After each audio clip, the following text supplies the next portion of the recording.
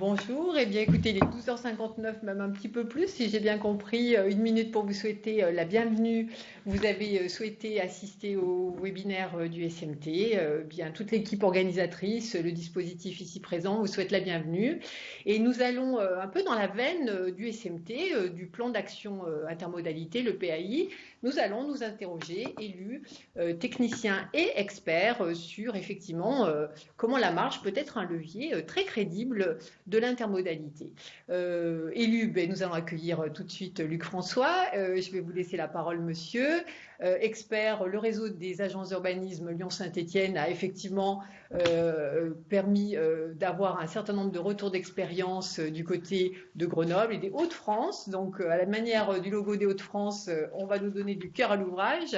Et puis l'experte, ben, à l'invitation du SMT, une experte que l'on connaît, Sonia Lavadino, qui dit des choses très intéressantes et en plus qui nous laisse souvent partir avec une petite musique dans la tête pour faire quelques pas sur l'intermodalité. Tout de suite, Luc François, je vous accueille. Je signale que Thierry Kovacs est tout près là, à la région dans une assemblée régionale et que vous êtes le deuxième vice-président du SMT. En charge des transports à Saint-Étienne Métropole. Et merci, monsieur, de nous accueillir. Alors, pourquoi ces 4 webinaires et cette perspective d'une réunion finale autour de ces 4 temps de dialogue des jeudis du SMT? Merci de me laisser la parole. Tout d'abord, bienvenue à tous au nom de Thierry Kovacs, notre président qui est excusé. Donc, je me présente. Donc, je suis Luc François. Je suis vice-président du syndicat mixte des transports de l'aire métropolitaine lyonnaise et en même temps vice-président en charge des transports et des mobilités de Saint-Étienne Métropole. Moi, je suis très heureux de vous accueillir à ce premier webinaire.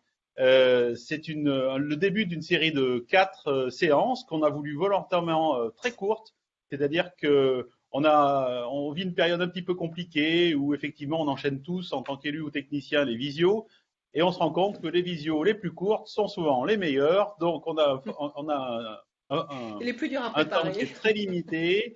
À 14 heures, des personnes nous ont demandé que des engagements antérieurs étaient pris et qu'à 14 heures, je m'engage à ce que ce webinaire soit terminé. Donc, nous avons exactement Parfait. 57 minutes pour qu'il nous reste pour ce webinaire.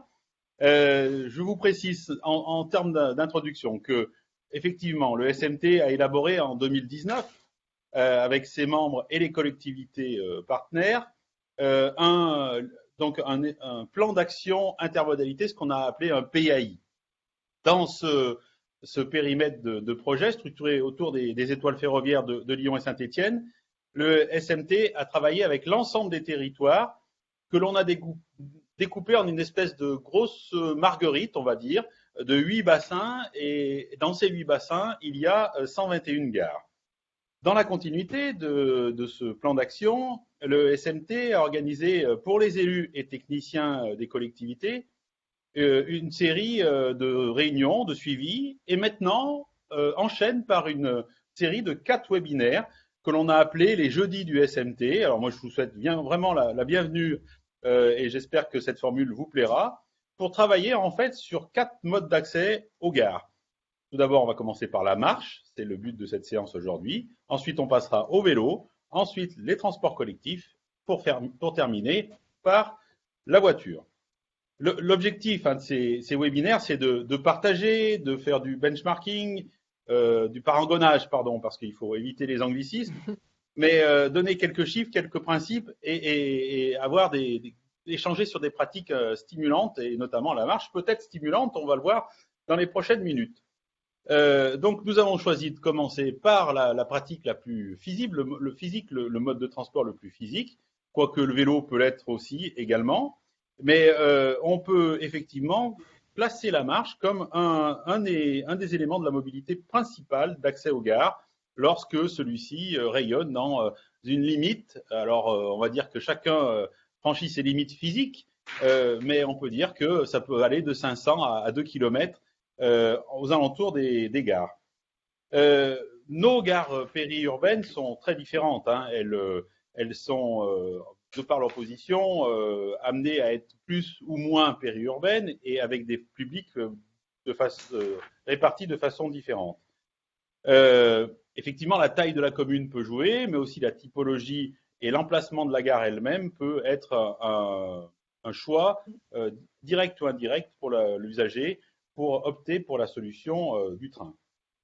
Selon ces contextes de gares périurbaines très différentes, la marche donc peut être parfois plus ou moins crédible pour l'usager et même pour les collectivités. Bien entendu, l'avantage des gares, c'est que quand on fait circuler des trains, on a une géographie qui est assez plate, donc l'accès aux gares est suffisamment, on va dire, accessible à tous sans trop avoir de dénivelé. Quoique, quand on prend la gare de Saint-Étienne et certaines gares de Saint-Étienne, on se rend compte que dans les vallées, dans nos vallées, eh bien la géographie peut être un élément stimulant en descente, mais parfois un petit peu embêtant lorsqu'on fait le sens inverse. Donc, je ne vais pas être plus long dans ce propos préliminaire, mais je vais laisser la parole aux différents intervenants. J'ai dépassé d'1 minute, je suis désolé. Et je laisse tout d'abord la parole à Sonia Lavadino. Bonjour Sonia, ça me fait énormément plaisir que vous puissiez participer à ce webinaire. Je vous laisse la parole pour problémiser la question. Et je crois vous avoir entendu dire récemment à Lyon que le TER et le métro peuvent être vus comme des tapis roulants, je vous cite, pour les piétons, et qu'ils sont en urbain et périurbain. Alors, le sujet est posé, je vous laisse la parole pour effectivement problémiser cette question. Je vous remercie, j'espère que tout le monde m'entend. Je suis à Paris. Ça va? Tout va bien?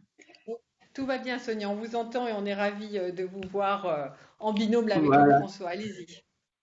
Alors, en effet, je pense que d'abord, je voudrais dire qu'il n'y a aucune fatalité à aucun territoire pour devenir marchable. Je crois que c'est important de le dire parce qu'on a souvent l'idée que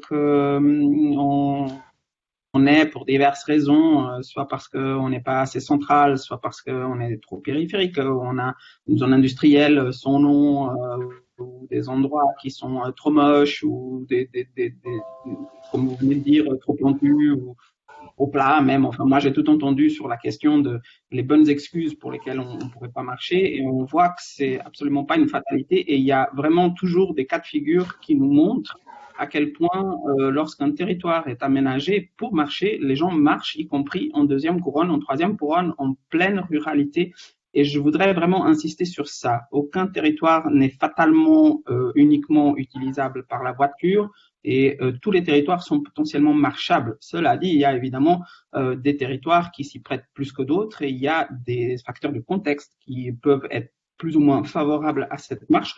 Je voudrais insister aussi sur le fait que quand on parle de marche pour accéder à des trains, les études montrent que les gens sont prêts à marcher jusqu'à 20, 24 minutes, 25 minutes, même parfois jusqu'à 30 minutes. Donc, on est bien dans le rayon de 2 km et pas 1 km. Donc, ça, c'est un premier point sur lequel je voudrais insister parce que j'entends beaucoup d'idées reçues sur l'idée que les gens seraient incapables de marcher plus que 5 ou 10 minutes pour accéder à une gare. C'est absolument pas vrai. On marche facilement jusqu'au double. Et donc, ça veut dire qu'il faut vraiment aménager jusqu'à ce 2e kilomètre compris, en fait. Et puis, on a effectivement diverses typologies. On peut évidemment être dans une zone qui est pas mal habitée, pas mal construite, pas mal dense, même si on est en couronne, voire dans un centre-bourg, par exemple, dans d'une ville plutôt petite ville rurale ou petit village rural. On peut quand même être en plein, disons, territoire dense, ou on peut être dans des zones de type ZI ou ZA, qui sont des zones qui sont certes relativement denses, mais pas forcément très intéressantes et qui présentent aussi beaucoup de coupures. Donc pour le coup, c'est un autre contexte. On peut aussi avoir des contextes plus pavillonnaires ou plus, on va dire, diffus, qui peuvent aussi avoir leur propre challenge, tout en étant parfois plus, on va dire, calme et plus agréable pour marcher. On peut être proche et c'est surtout là d'ailleurs que ça va être parfois problématique, c'est qu'on a trop tendance à privilégier on va dire, des connexions qui sont des connexions sur des départementales ou des routes qui sont quand même très chargées en trafic, alors que pour vous dire, nous en Suisse, on a l'attitude exactement opposée dans laquelle on va plutôt chercher à récupérer le réseau secondaire. Je vais y revenir quand on en sera aux exemples plutôt en clôture. Mais donc juste pour vous dire que c'est essentiel aussi de comprendre que plus on est en périurbain, plus, en fait, on aurait besoin, pour créer des gares multimodales, d'avoir une approche dans laquelle on inscrit vraiment la marche comme ce premier maillon, premier et je dirais indispensable maillon de la multimodalité ou l'intermodalité, parce que je vois bien trop souvent des attitudes qui consistent à dire que comme on viendrait à la gare en voiture ou à vélo, eh ben on s'occupe uniquement finalement de ces intermodalités, transfert des modes individuels vers d'autres modes individuels, tout en oubliant que il faut, ne serait-ce que dans les 5 minutes de l'approche de la gare même, l'expérience piétonne va compter beaucoup pour se décider ou non à faire ces transferts. Si on a quand même l'impression d'arriver dans une gare qui est un no man's land dans laquelle il n'y a aucun service et dans laquelle il n'y a aucun espace public, vous avez beau y arriver à vélo ou en voiture, vous vous dites que vous auriez mieux fait d'aller jusqu'au bout à vélo et en voiture et pas du tout transférer sur les transports publics. Donc ça, c'est un point important sur lequel je voudrais insister. Je voudrais aussi insister, avant de passer la parole à mes coéquipiers, sur le fait que les gares périurbaines, il y a en effet un enjeu énorme à les rendre crédibles, à la fois pour les usagers, donc au premier chef desquels ceux qui pourraient venir en mode actif, à pied, à vélo, mais il y a aussi un enjeu à les rendre crédibles pour les automobilistes, c'est-à-dire que quand vous êtes automobiliste et que vous passez devant cette gare ou que vous venez pour vous égarer en logique de P plus R, mais surtout, je dirais, pour ceux qui passent là, c'est très important qu'en tant qu'automobiliste, on soit convaincu qu'on est en train de passer devant un vrai endroit. Et j'insiste là-dessus parce que c'est un aspect sur lequel on ne se focalise pas et qui est pour moi très important, qui est vraiment de sortir de l'idée qu'on est en train de fabriquer des gares pour des futurs captifs à pied, à vélo, mais qu'on est toujours en train de fabriquer des gares en périurbain qui sont pour des gens qui ont le choix, qui pourraient toujours remonter dans leur voiture ou être dans leur voiture. Donc, voilà. Donc, je vais du coup passer la parole. Oui, c'est parfait. Alors merci à tous les deux, Luc, François, Sonia. Donc on a compris, à vous entendre, Sonia, les bipèdes métropolitains que nous sommes peuvent encore faire un petit effort. Et on va se tourner vers les retours, les apports de connaissances mis en place au réseau des agences de Saint-Étienne et de Lyon, et notamment avec Mathieu Rabot. Alors c'est pas facile, Mathieu Rabot, vous ouvrez ce premier webinaire d'une série de 4. Vous êtes le premier à ouvrir cette séquence et on a un peu tordu l'acronyme SMT pour le dire S comme stat, M peut-être comme miroir et T comme chat, puisque le public qui nous écoute vont vous poser des questions. Mathieu, si vous deviez nous planter un peu le décor statistique et des datas de la marche, quel est-il? Qu'est-ce qui peut venir faire prospérer l'idée qu'il y a encore du potentiel? Alors, bonjour à tous. Donc, voilà, apparemment on m'entend bien, parfait. Donc, oui. Moi, effectivement, je vais vous parler de la marche, notamment en lien avec les gares. Mais pour commencer, j'aimerais juste revenir sur quelques éléments plus généraux sur la marche, pour que tout le monde soit bien au niveau. Déjà, il faut savoir qu'en France, on fait à peu près un quart de nos déplacements à pied, toutes longueurs confondues sur les déplacements du quotidien. Ce sont des chiffres nationaux de l'enquête mobilité des personnes qui a été réalisée en 2019, avec bien sûr des différences selon les territoires. Hein, ça peut varier grosso modo de 13 à 40%. Et quand on va s'approcher dans certaines zones d'hyper-centre-ville, on peut dépasser les 50% des déplacements réalisés. Bien sûr, la marche c'est des bienfaits à tous les niveaux, hein, en termes de santé, d'environnement, d'économie, etc. Des éléments intéressants qu'on reverra tout à l'heure avec la problématique spécifique du rabattement sur les gares. Quand on fait un déplacement à pied pour aller à la boulangerie, pour aller travailler au restaurant, etc., en moyenne, il fait 750 mètres de long et on met à peu près 13 minutes pour le réaliser. Et on a quand même 6% des déplacements qui font plus de 2 km. C'est quand même pas tout à fait négligeable. Sur le graphique que vous voyez sur le côté de la diapositive, je vous ai représenté la proportion des différents modes de transport en fonction de la distance à vol d'oiseau que l'on cherche à parcourir. Et si effectivement la marche est très très présente sur les déplacements les plus courts de moins de 1 km, avec 60% de ces déplacements qui sont réalisés à pied, on voit que quand même jusqu'à 2 km, on est à 20%, et jusqu'à 3 km, on est un petit 10% des déplacements qui sont réalisés à pied. Donc, ce sont quand même des distances où certaines personnes réalisent ces déplacements à pied. On n'est pas du tout sur des déplacements qui font tous 300 ou 500 mètres comme on pourrait l'imaginer dans notre imaginaire. Et on passe à la diapo suivante. Voilà. Alors, on maintenant s'intéresse de manière plus spécifique à l'utilisation de la marche en tant que mode intermodal pour rejoindre un autre mode de déplacement mécanisé. Et grâce aux données des enquêtes mobilité certifiées CEREMA, que vous connaissez sur votre territoire, Lyon en a, Saint-Étienne, entre autres, Grenoble également, en France, on peut regarder grâce à ces données, lorsqu'on utilise un mode mécanisé, donc que ce soit le train, la voiture, le vélo, le bus, tout ce que vous voulez, la proportion des trajets utilisant ces modes qui commencent par plus de 5 minutes de marche à pied. On a pris le seuil de 5 minutes, c'est le seuil à partir duquel on peut considérer qu'on va commencer à entrer en concurrence avec utiliser un autre mode mécanisé pour réaliser cette première partie du déplacement. On observe, comme vous le voyez sur ce graphique, c'est une très très grande différence entre les modes individuels, on parle du vélo, de la voiture ou des deux roues motorisées, pour lesquels il n'y a quasiment pas de marche à pied réalisée avant l'usage du mode mécanisé, et les modes collectifs, où on arrive tout de suite à 30% et plus de trajets qui commencent par une quantité de marche à pied. 5 minutes, ça commence à être relativement conséquent. Et on voit que c'est d'ailleurs pour le train que la proportion de trajets qui commencent par 5 minutes de marche à pied est la plus importante. Alors justement, on va se focaliser un petit peu sur le train grâce à la diapositive suivante. Merci. Là, je vous ai détaillé donc vous retrouvez en haut pour toutes les gares le chiffre d'un peu plus de 40% que vous voyez sur le graphique précédent en bleu. Et en vert, vous avez le même chiffre, mais cette fois-ci pour plus de 15 minutes de marche. Et je voulais ventiler en fonction de la localisation de la gare où on va monter dans le train. Donc le graphique est assez fouillé, hein, je ne vais pas commenter toutes les lignes.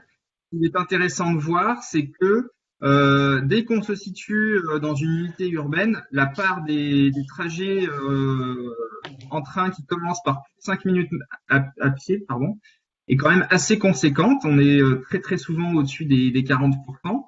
Et ce qui est quand même encore plus impressionnant selon moi, c'est la part assez importante des déplacements qui commencent par plus de 15 minutes de marche.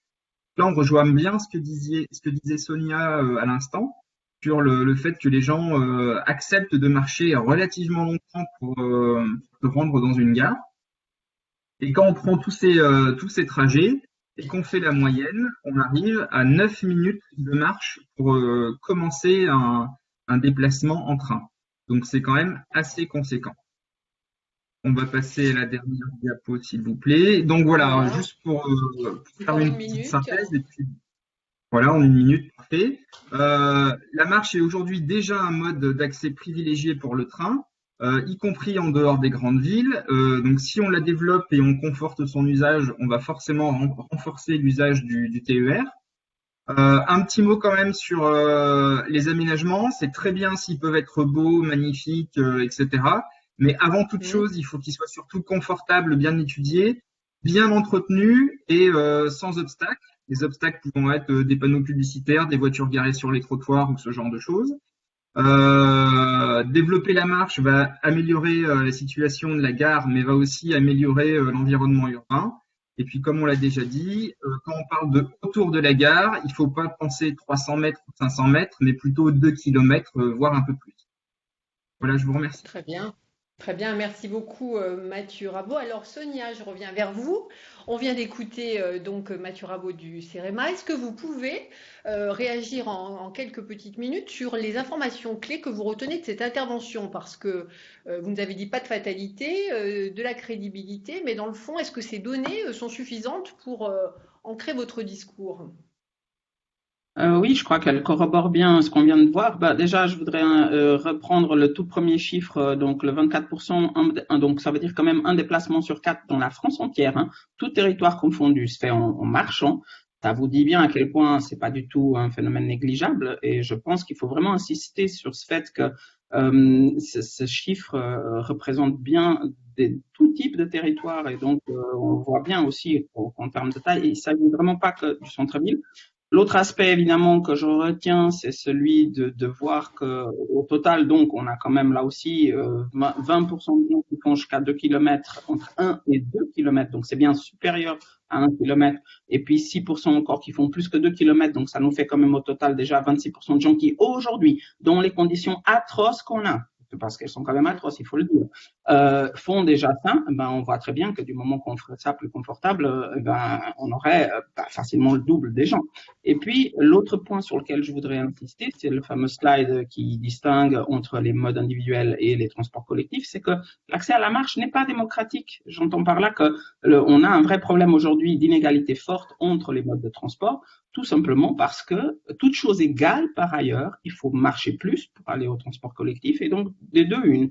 Soit on éloigne beaucoup plus fortement la voiture et le vélo des gens, c'est une option qui a été prise. Hein. Je pense par exemple à Fribourg-en-Brisgau ou d'autres écoquartiers font ce type de choix, c'est-à-dire que mettre au pied de la porte des gens le vélo garé en garage et puis le tramway et l'accès à la voiture.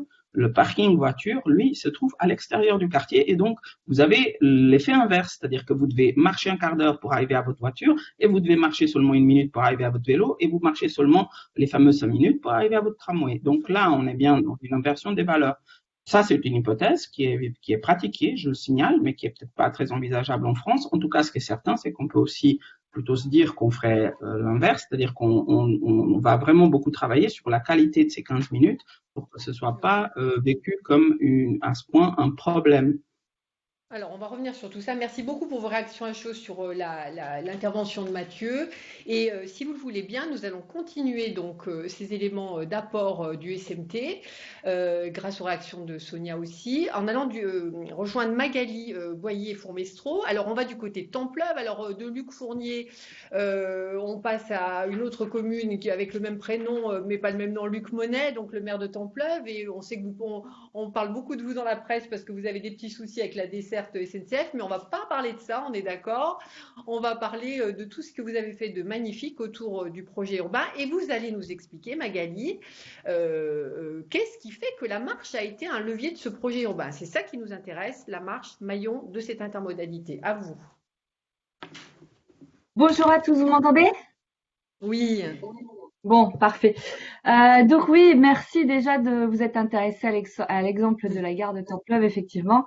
Donc pour situer un petit peu, nous on se situe donc au nord de la France. Hein. Vous voyez sur cette carte là avec la flèche, on est un territoire frontalier à la métropole européenne de Lille. Et la gare de Templeuve se situe sur une ligne assez forte entre Lille et Valenciennes. C'est une gare qui propose des dessertes de Lille entre 11 et 15 minutes maximum en fonction des différentes dessertes. Donc vous voyez un point effectivement assez fort de desserte de notre collectivité. Donc on est en fait une communauté de communes de 38 communes représentant 94 000 habitants. Avec une forte attractivité de Lille puisqu'on a 70% de nos actifs qui vont bosser sur la métropole, une métropole un peu éclatée donc entre Lille, Roubaix, Tourcoing, Villeneuve-d'Ascq, etc. Mais donc avec un moyen de transport très pertinent avec à l'époque 74 trains par jour et 1900 montées-descentes effectivement en 2017. Et comme vous venez de le dire, une coupe raide qui a été faite là durant ces 2 dernières années. Mais on va pas en parler sur cette présentation. Donc on a effectivement aujourd'hui une gare qui est à la fois très communale mais aussi intercommunale puisqu'on a 52% des abonnés de la gare qui proviennent en fait des communes alentours de la gare de Templeuve. Et donc il y a eu un vrai souhait politique, un vrai pilotage de vouloir rendre cette gare travailler vraiment l'intermodalité sur cette gare en offrant une offre à la fois pour les véhicules légers de parking, de stationnement et d'accessibilité, mais également de venir raccrocher aussi les transports en commun, puisqu'il n'y avait pas du tout d'arrêt de bus au niveau de la gare, et d'offrir aussi de nouveaux transports comme les navettes de rabattement, navettes que vous voyez là en photo, avec la région, pour pouvoir arriver gratuitement sur cette gare, donc les navettes qu'on a appelées PEVEL, mais également des abris vélos aussi. Et puis, on va en parler, des aménagements pour la marche. Et je vais vous en parler à plusieurs échelles, sur l'échelle de l'aménagement vraiment de la gare et des aménagements publics, sur l'échelle de la commune, et enfin sur une échelle un peu plus importante. On parlait tout à l'heure des 2 kilomètres. Vous allez voir qu'effectivement, on a pensé le sujet à cette échelle-là.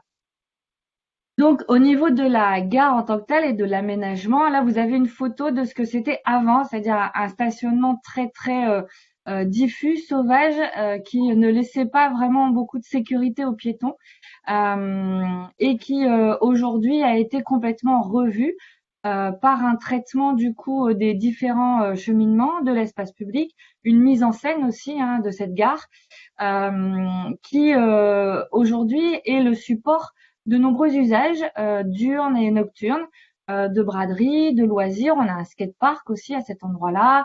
On a quelques commerces qui se sont implantés. Donc vraiment un lieu aussi de vie en plein cœur de la commune, avec des réalisations de parvis. Vous voyez là le banc là que vous voyez un peu éclairé. Ça, c'est vraiment devant la gare. C'est un vrai jardin, un vrai symbole qu'on a souhaité mettre en scène pour justement l'arrivée des piétons vers cette gare. Les cheminements, les parkings, les quais de bus ont été faits aussi en 2013. Et puis on a souhaité, là vous voyez vraiment la partie est en fait, cette vue en contre-plongée, en plongée pardon. Vous voyez cette partie est, et en fait on a voulu aussi rendre accessible à 380 degrés cette gare, et on a travaillé avec SNCF RFF à la création d'un souterrain pour passer en dessous des voies et pouvoir ouvrir de l'autre côté à l'ouest, où on a créé également des abris vélos, des quais bus et du stationnement pour permettre à l'ensemble des quartiers ouest de Templeuve, mais aussi des villages aussi qui sont sur l'ouest de Templeuve, d'accéder à cette gare. Donc, en termes vraiment d'aménagement, on a eu en fait vrai travail partenarial sans lequel ça n'aurait pas pu exister, coordonné par la PEVEL Carambeau, sous forme d'un groupement de commandes entre la commune et l'intercommunalité, mais avec un partenariat technique et financier de l'Europe, de l'État, de la région, du département et bien sûr des SNCF Réseau. Le tout pour un coût de 12 millions d'euros. Vous voyez, donc 12 millions pour une petite intercommunalité comme la nôtre. Si on n'avait pas eu les 80%, clairement, ça se serait pas fait. Donc, en 2019, on a eu cette création de souterrain par SNCF, et avec justement donc l'ensemble de ces partenaires que je viens de citer. Donc, on a vraiment à la base une très forte volonté politique, un besoin aussi de mise aux normes et d'accessibilité de la SNCF sur la gare, et cette vocation d'intermodalité et d'intercommunalité de cette gare qui a amené justement à dessiner ces différents contextes d'intermodalité. Ensuite, on a traité également la marche de façon communale, puisqu'en fait, autour de cette gare, vous le voyez là au niveau des OAP, des orientations d'aménagement et de programmation du PLU de la commune, on avait des potentiels fonciers pour des opérations d'aménagement. Donc côté est et côté ouest, on a travaillé les voies douces et les cheminements, à la fois dans maîtrise d'ouvrage public et notamment communautaire pour les voies vertes, mais également avec les opérateurs privés au sein même de ces opérations d'aménagement, par un travail de dialogue et d'avant-projet en fait vu avec en amont des dépôts de permis de construire, vu avec les opérateurs. Voilà, donc par rapport à la diapo suivante. Donc après, sur une échelle un peu plus importante, on a travaillé, comme vous le voyez, on a deux rayons, un rayon d'1 kilomètre, un rayon de 2 kilomètres, pour ouvrir aussi cette gare. Vous voyez là, l'histoire de l'ouvrir à 360 degrés, on le voit bien là à travers ce plan. Donc ouvrir cette gare côté ouest et côté est, et pouvoir également la rendre accessible depuis les différents quartiers, notamment de Templeuve, mais aussi des communes avoisinantes, qui hier prenaient la voiture pour arriver à la gare, aujourd'hui peuvent y aller à pied. et pour aussi rendre accessible à l'inverse depuis la gare vers des équipements assez importants de notre territoire, notamment des collèges, des lycées comme l'Institut de Genève, ou encore des zones d'activité. Donc voilà les différentes échelles de la marche. Donc en conclusion, les différents enseignements, c'est que cette opération est partie d'une volonté forte, une volonté politique à la fois locale mais aussi régionale, puisque c'est aussi la région qui portait vraiment ces politiques d'intermodalité. Un travail multipartenarial sur le temps long, c'est-à-dire dès le lancement, avant même d'avoir une étude de faisabilité. L'idée, c'est vraiment de mettre l'ensemble des acteurs autour de la table pour comprendre les objectifs, les enjeux, les contraintes de chacun et pouvoir aboutir à un projet qui soit effectivement commun et réponde au mieux à tous les partenaires. Et vraiment un partage des rôles entre les différents acteurs pour agir sur la marche. Voilà, j'espère que j'ai pas été trop longue. Mais vous avez été parfaite, Magali, merci beaucoup. Alors maintenant, on va clore votre séquence à la manière de celle de Mathieu. On va demander à Sonia peut-être de réagir à votre intervention. Alors, Sonia, on a écouté attentivement Magali, nous expliquer quand même un exemple de projet urbain où on a actionné les leviers de la marche. Alors, qu'est-ce qu'on peut dire? Un exemple classique, un exemple intéressant parce qu'on est allé un peu plus loin, parce que dans ce qu'a décrit Magali, il y a déjà un peu les leviers positifs pour activer la marche. Qu'est-ce que vous en pensez? Oui, je crois que, enfin, moi, je retiens deux choses essentiellement. L'idée que c'est une gare, donc hub de vie, ça répond vraiment à la définition de ce que j'appelle un hub de vie, c'est-à-dire un lieu pour lequel la programmation des usages n'est pas uniquement l'accès au train, et ça, je pense que c'est un point clé. Dans toutes les gares suisses, nous n'avons jamais de gares qui sont uniquement liées à la question des transports.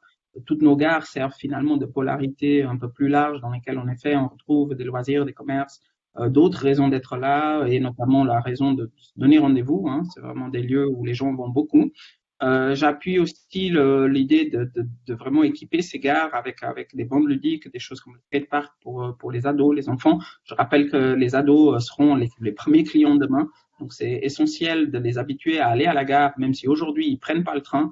Et donc, ça, je pense que c'est une très bonne approche.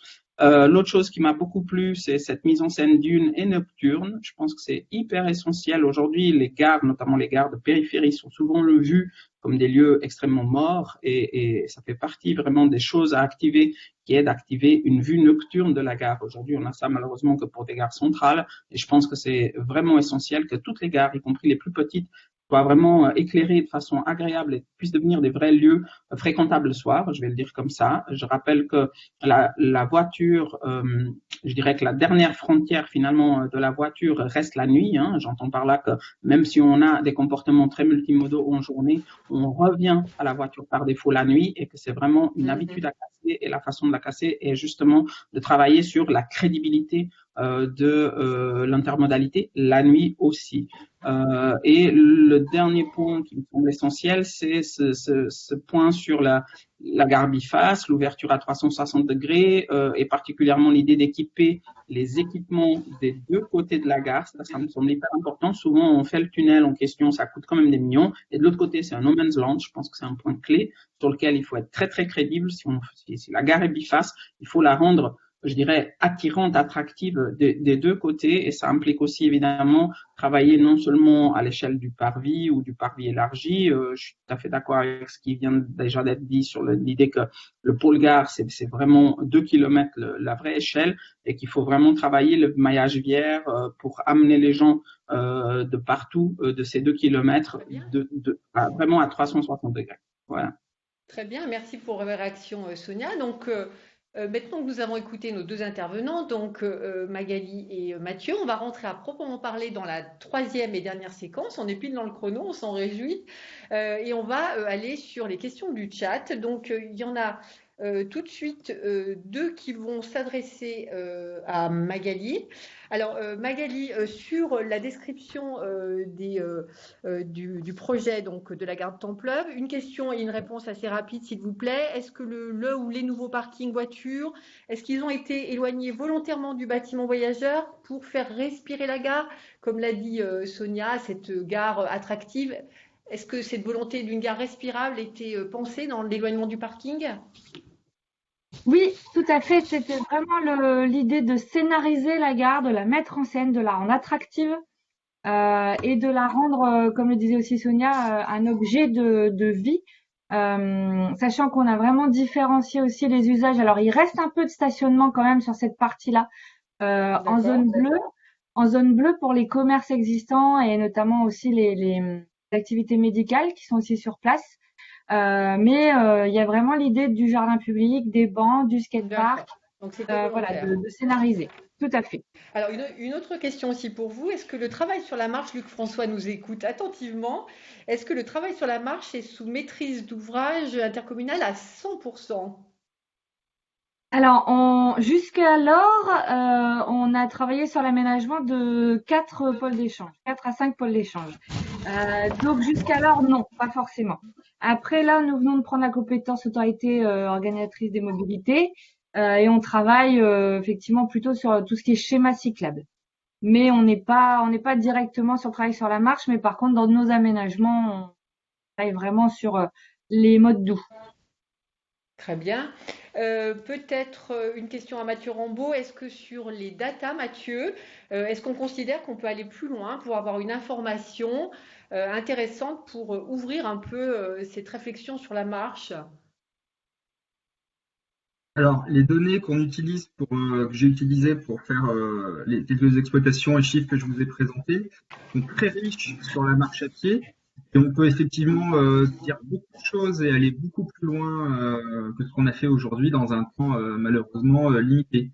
Mais je vous invite, vous qui avez des enquêtes mobilité certifiées CEREMA, à vraiment creuser ces données sur la marche. Il y a vraiment beaucoup d'éléments très intéressants à aller chercher et territorialiser sur vos cas particuliers. Très bien. Alors, on va continuer avant de laisser la parole à Sonia qui va illustrer sa réflexion et là où elle veut nous emmener dans un regard plus décalé sur la façon d'apprendre ces questions. Je vais prendre une dernière question pour Magali. Quel bilan sur les progrès des usages pardon, de la marche après le projet? On a passé la période Covid. Est-ce que les navettes ont été bien fréquentées? Dans le fond, c'est quoi le bilan, Magali, des aménagements dans ce contexte? Bah, écoutez, c'est plutôt un bilan satisfaisant, même si, comme vous l'avez dit, le Covid est passé par là et nous a effectivement fait un peu de mal. Mais sinon, on a vraiment des quartiers, notamment au niveau communal, qui ont été désenclavés par rapport à l'accessibilité à cette gare. Mais On a accessibilité, parmi l'accessibilité piétonne aussi. piétonne, tout à fait. Donc l'accessibilité piétonne s'est renforcée, mais y compris pour des habitants même de Templeuve. Sur les navettes de rabattement, mais c'est vrai que c'était important de les mettre en place à l'ouverture de ce nouveau pôle d'échange. On a vraiment créé un quai-bus qui est vraiment devant le bâtiment de la gare, alors qu'avant ça n'existait pas. Et effectivement, c'est très très bien vu et c'est assez bien emprunté, sachant que c'est gratuit dans le sens où c'est la communauté de communes qui prend en charge les montées pour l'utilisateur. Mais c'est sûr que ça a été mis en place en même temps que l'ouverture du nouveau pôle d'échange pour offrir un nouveau service. On peut pas être que dans le coercitif, faut aussi être dans l'incitatif et proposer des choses, même si on a été aussi un petit peu dans le coercitif, sachant que la mairie fait attention aussi au stationnement sauvage, etc. Et le fait aussi de réglementer le stationnement aux alentours aussi de la gare fait en sorte que Mm. ça peut aider aussi parfois au changement de comportement. Bon, ben très bien. Alors, à vous entendre, on fait des progrès, on fait des petits pas, mais des vrais pas pour un cheminement piéton. Ce que l'on va faire maintenant, puisqu'on s'achemine vers la troisième partie du webinaire, on va peut-être poser deux questions de chat qui vont nous amener à ouvrir vers Sonia sur ses apports. Sonia, vous êtes là, je vois votre Oui, oui. connexion. Oui, voilà, super. Donc, on est d'accord. J'ai envie de vous poser deux questions qui émanent un peu de la synthèse des questions du chat. En gros, les questions que se posent les webinautes, je ne sais pas comment on les appelle. Comment fait-on en gros pour investir sur la marche sans le projet urbain? Puisque la gare de Templeuve, bon, c'est super, mais dans le fond, on est raccroché au projet urbain et vous nous dites pas de fatalité. Donc, on a envie de comprendre.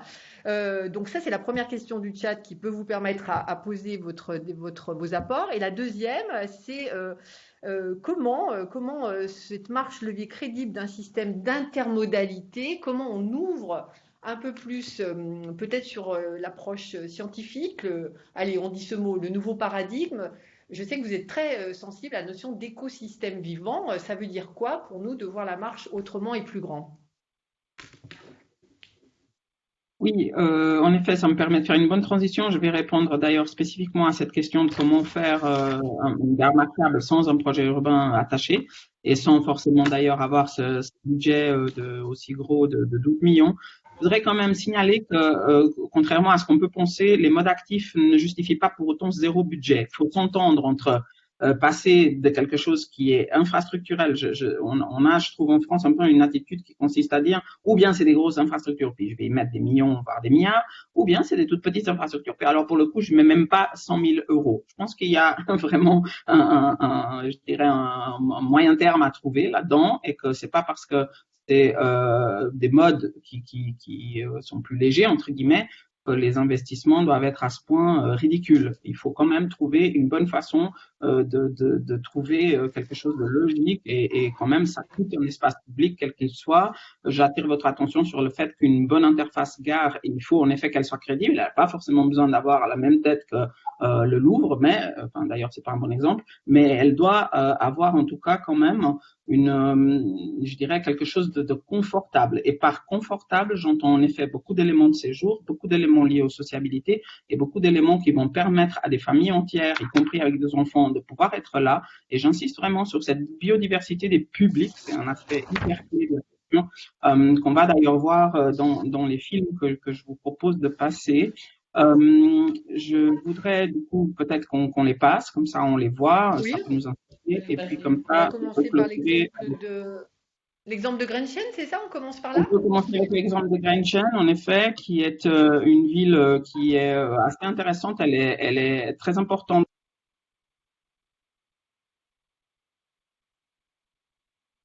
dans le Alors, on vous a réseau. perdu Ah, super. Sonia, juste Oui. un tout petit moment d'ajustement technique. On vérifie bien que nous vous entendons.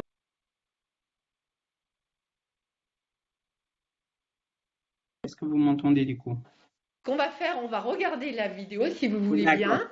Oui, d'accord. Et après, vous réagirez. Donc, voilà, une minute de silence et de calme, un peu comme quand on marche, on se met dans le calme. Ça marche.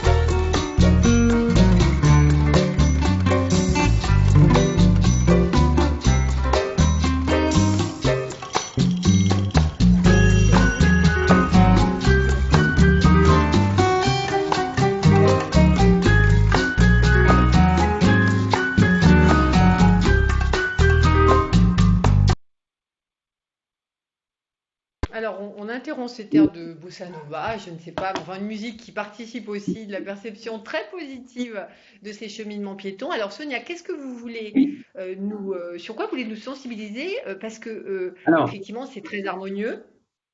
Oui, alors je pense que la première chose à dire, c'est que c'est une toute petite ville, Buren, de 1500 habitants. Donc c'est un tout petit village. On parle vraiment de quelque chose de petit qui est carrément, disons, en pleine campagne. Hein. C'est complètement entouré de vaches, en bonne ville suisse. Et on a à la fois la montagne de proximité qui est vraiment tout près, et on a cette possibilité donc d'être très bien connecté. C'est une petit village, donc elle habite pas mal de pendulaires justement, qui vont travailler ou bien à Bienne, qui est une ville plus grande de 55 000 habitants, ou bien à Berne, qui est notre capitale évidemment, ou bien à Soleure, qui est une ville moyenne un peu plus petite, qui a 15 000 habitants, qui est peut-être la plus proche de toutes celles-là. Ce qu'on a vu dans cette gare très intermodale, comme vous avez pu le constater, c'est les ingrédients, je dirais, fatals, si je peux dire, ou en tout cas, je dirais, vitaux, si on peut le dire, qui sont vraiment essentiels à une bonne multimodalité. évidemment, vous l'avez constaté, un peu plus serre, mais alors très, très, très végétalisé, dans lequel les voitures se font vraiment discrètes. On voit à peine qu'il y a du stationnement. Ça, je pense, c'est un premier point sur lequel il est important de revenir. Les vélos au premier plan et donc beaucoup plus proches finalement, hein, vraiment extrêmement proches du train, beaucoup plus proches que la voiture, donc qui est plus éloigné. On a aussi évidemment les différents bus qui vont connecter avec à la fois la campagne environnante et avec donc la ville de Soleure dont je parlais précédemment. Et on a aussi la possibilité, comme ici c'est une gare en bout de ligne, hein, donc pour le coup elle va disséminer sur cette campagne et sur des hameaux encore plus petits. Il y a beaucoup de gens qui le font d'ailleurs à vélo aussi, et on voit à quel point le vélo est très utilisé comme relais encore pour aller plus loin. Et je voudrais terminer sur le fait qu'il y a eu aussi, vous l'avez constaté dans la vidéo, il y a toujours à boire et à manger dans nos gares, toujours, quelles qu'elles soient, même si elles sont extrêmement petites. Très important, et on a des services mutualisés avec des kiosques, des restaurants. Là, en l'occurrence, c'est un restaurant historique, mais il pourrait aussi y avoir juste le kiosque qui vous sert à boire et à manger. Ça, c'est vraiment un aspect clé pour attendre, pour si jamais il y a un problème dans les correspondances, et aussi tout simplement pour attendre votre correspondance normale. C'est un point important. L'autre point très important on n'a pas vu, puisqu'on n'a pas vu la vidéo jusqu'au bout, mais on a quand même vu le début, c'est les cheminements qui sont aménagés, ou bien en zone de rencontre, ou bien des cheminements dédiés vraiment à la marche pour vraiment faciliter l'accès entre la gare et la ville et encore les autres hameaux environnants. Donc, on est bien dans la logique des 2 kilomètres dont on parlait précédemment. Très bien, alors on va continuer avec un deuxième exemple, mais à ce stade j'ai bien compris, donc je n'ai pas faim puisque il y aura tous les services et les commerces à proximité, je fais une déambulation plutôt agréable, on continue sur cette démonstration de la marche comme maillon essentiel de l'intermodalité.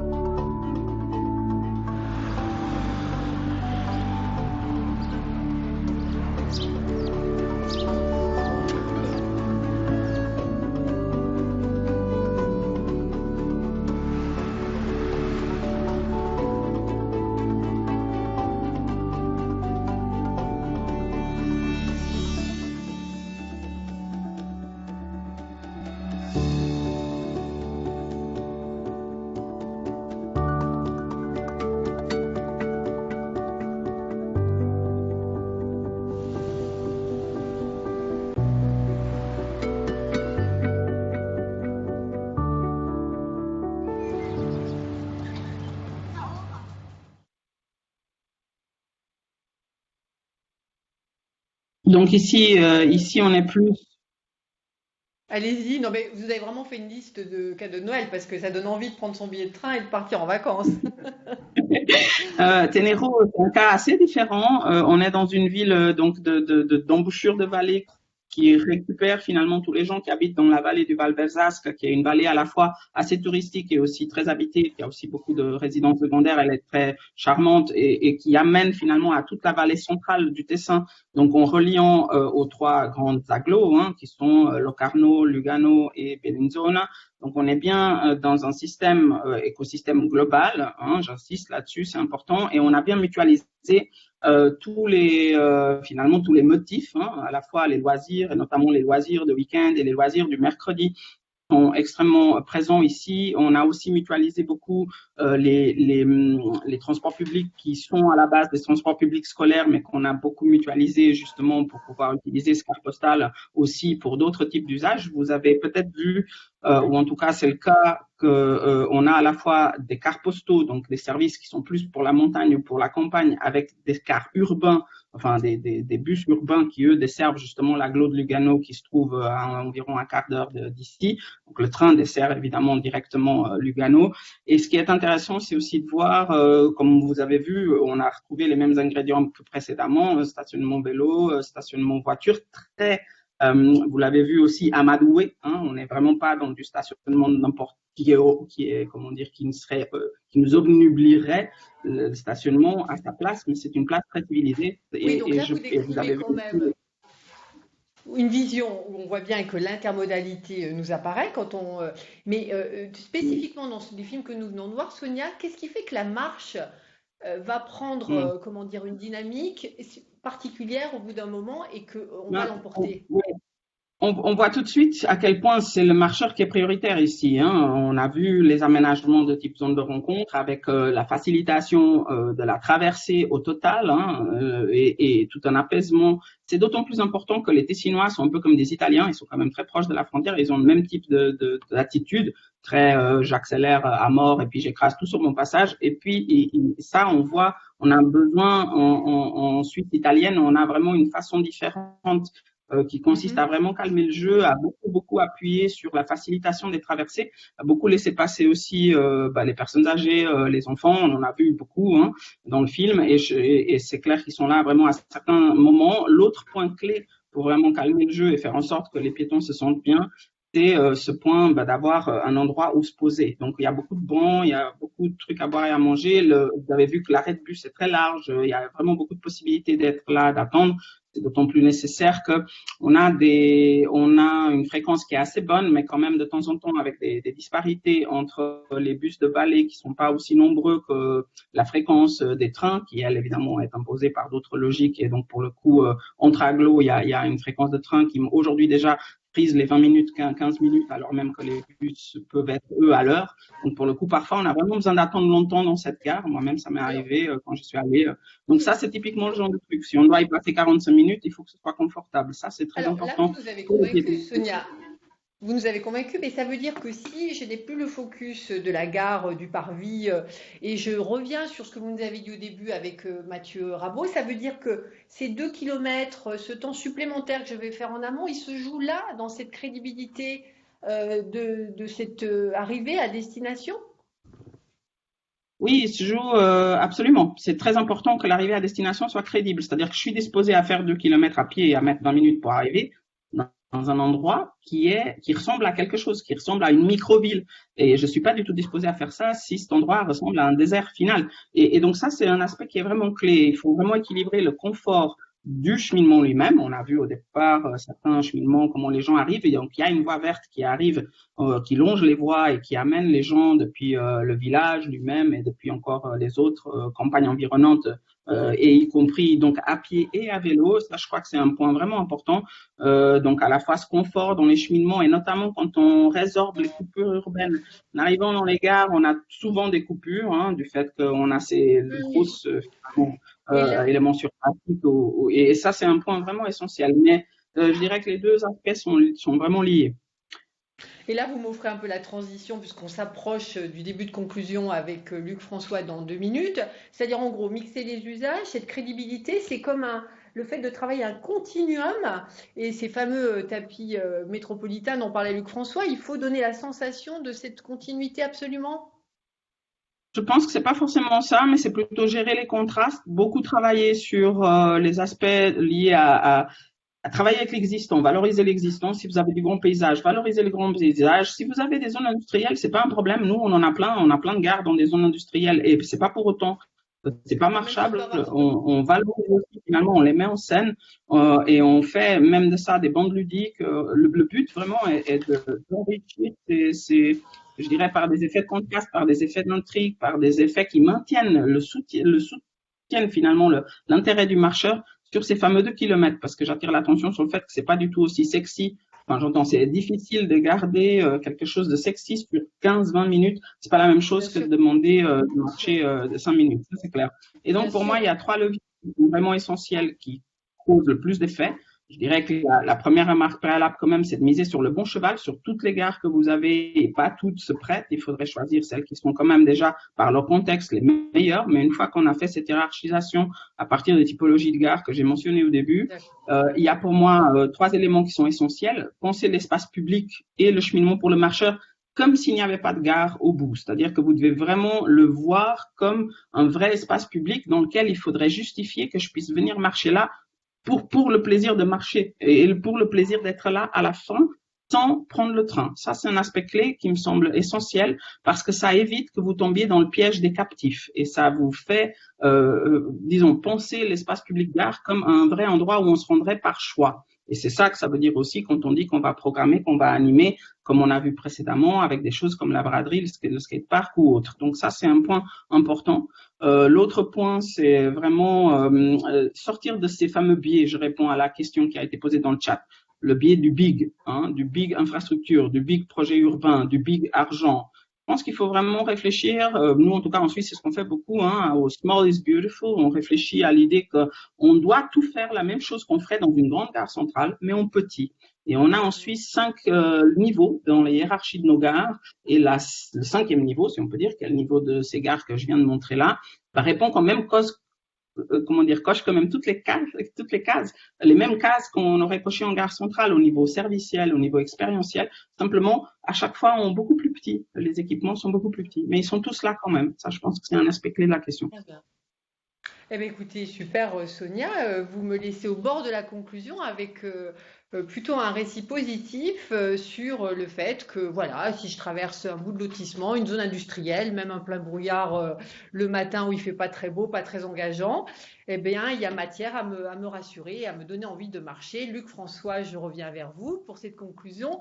Alors, déjà, on va dire bravo à vous tous parce qu'on a tenu le chrono. On vient à vous vers cette conclusion. Est-ce que les éléments qui ont été mis en partage vous ont inspiré, Luc François, en tant que vice-président du SMT? Une pensée pour M. Kovacs qui parle souvent de la scénographie pour parler un peu de la question des villes. Est-ce que vous rejoignez les éléments qui ont été avancés? Ah oui, je pense que c'est presque frustrant de s'en arrêter là au niveau de la réflexion. Je me rends compte que ce pari de vouloir faire ces vieux webinaires en 1 heure, ça peut paraître frustrant parce que on peut pas développer tout ce qui a été dit. En tout cas, merci vraiment sincèrement à tous les participants. Oui. C'était riche et tout le monde va pouvoir maintenant développer ses idées chacun de son côté. Oui. Moi, je constate effectivement que la petite vidéo est parlante. Quand on veut faciliter l'usage de tous les modes et l'intermodalité, il faut éviter les barrières. Et la vidéo, Sonia, est vraiment parlante. Le fait d'avoir accès aux quais sans barrière, de mélanger les modes et de faciliter justement la transition piétonne, et ben ma foi, si on réussit ça, on réussit l'intermodalité et on tend vers la multimodalité et c'est l'objectif. Donc c'est vrai que quand on est particulièrement soumis à des exigences de la SNCF notamment, lorsque ils n'acceptent pas toutes les fonctions multimodales et qu'ils nous obligent à des portillons, des barrières, des grillages, eh bien ça aide pas à intégrer nos gares à nos milieux urbains. C'est un constat, donc ça veut dire, je l'ai dit dans le chat de façon ironique, mais ça veut dire sans doute que nos trains sont plus dangereux en France qu'ailleurs, mais libre à chacun de l'interpréter.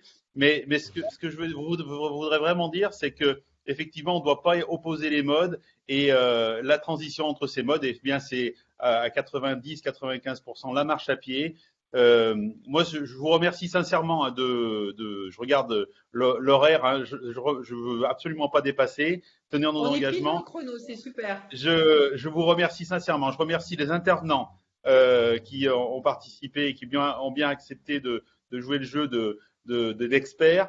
Et également ceux qui ont préparé ce webinaire, alors en coulisses et notamment les agences d'urbanisme de Lyon et de Saint-Étienne, en collaboration avec les équipes du SMT, sa directrice, nos intervenants du CEREMA, de la communauté de communes de Pével, Carambeau, et bien sûr Sonia Lavadino, et toute personne ayant suivi le webinaire et qui ont bien voulu réagir sur le chat. Bien entendu, ce chat est enregistré. Vous pourrez retrouver les informations en ligne sur le site internet du SMT. Le prochain webinaire aura lieu le 20 janvier à 13h pour parler d'un autre mode de transport actif, c'est le vélo, en lien avec les gares périurbaines. Et puis les suivants se dérouleront progressivement pour arriver à un webinaire, un séminaire de clôture, dans une gare qu'on a voulu in situ.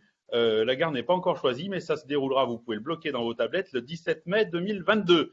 Il est 13h59, le défi est donc relevé. et je vous laisse la parole pour conclure. Merci beaucoup.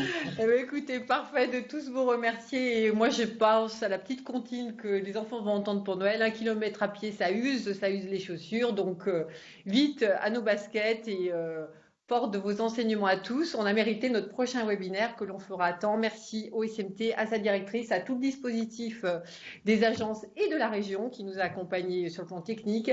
Bravo à nos collègues des agences d'avoir aussi convaincu nos collègues des Hauts-de-France. Merci Mathieu, merci Magali pour ce webinaire. Je crois qu'on va dire qu'on est motivé pour le 20. Tout à fait. Rendez-vous le 20 janvier. À très bientôt, Merci à tous. bonne suite et bonne pause de Noël. Merci.